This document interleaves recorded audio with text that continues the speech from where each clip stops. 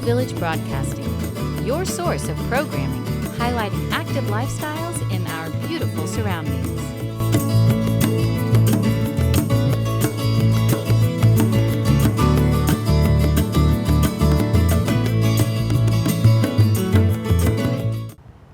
Hello, I'm Betty Purvis, and today we are introducing you to the Tellico Car Club. We have with us Joe Mashaki, who is president of the car club, and Bill Long, who has been prominent in the car club for many years.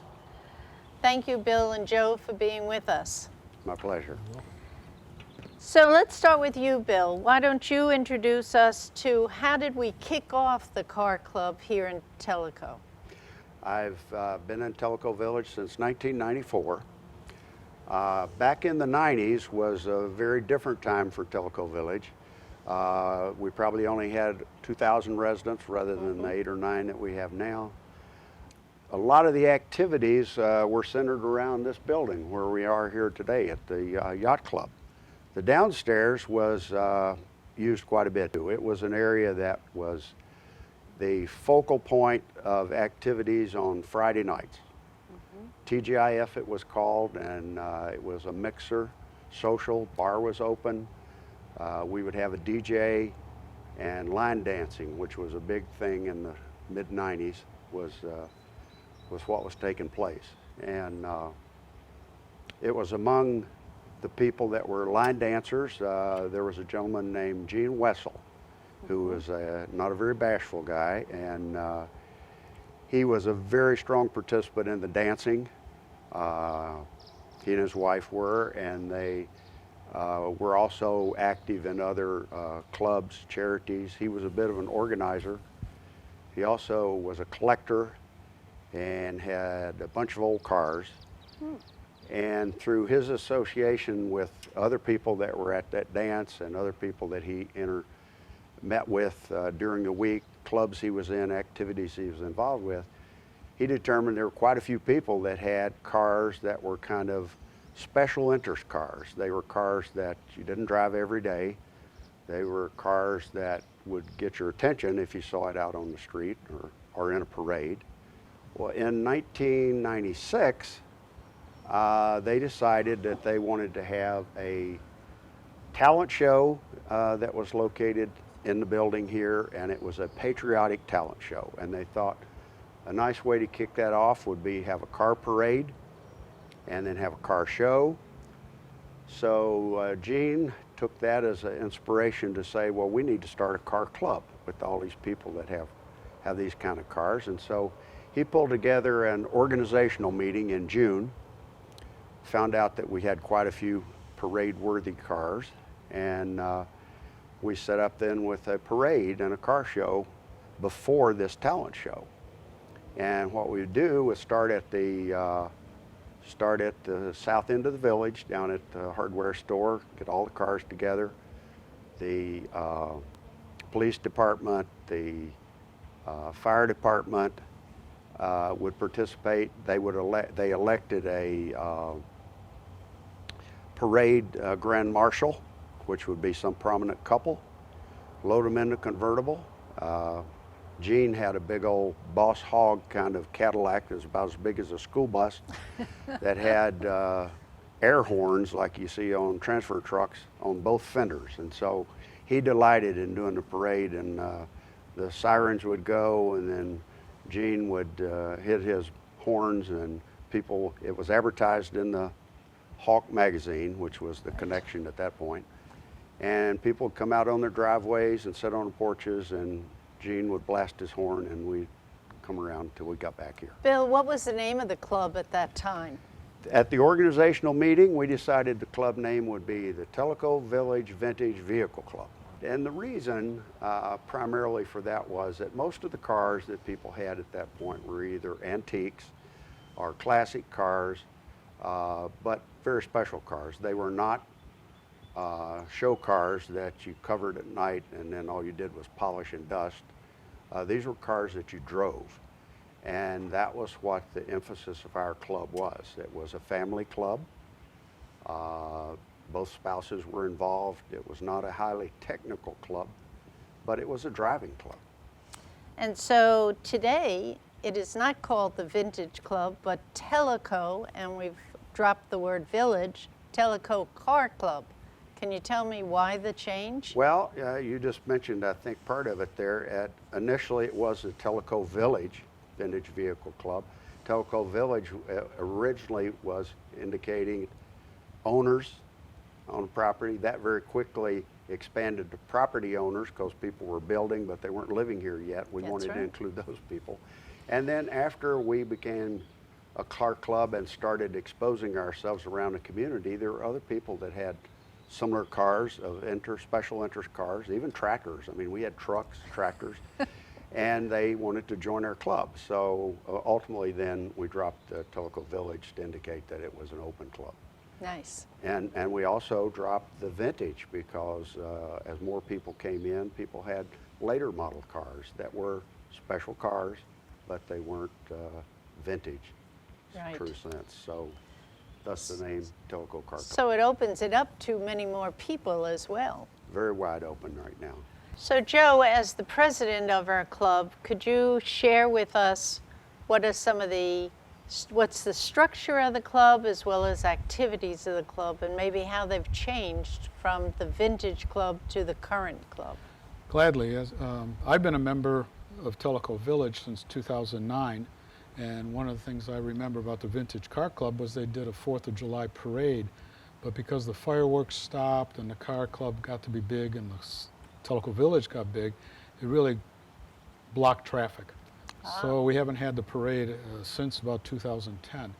But our members basically were vintage, our vehicles weren't. We had a lot of newer cars because the roads here in East Tennessee are beautiful, and we try to stay to the speed limits, but anyway, the roads are really nice, a lot of curves, and the newer cars can handle that with the suspension.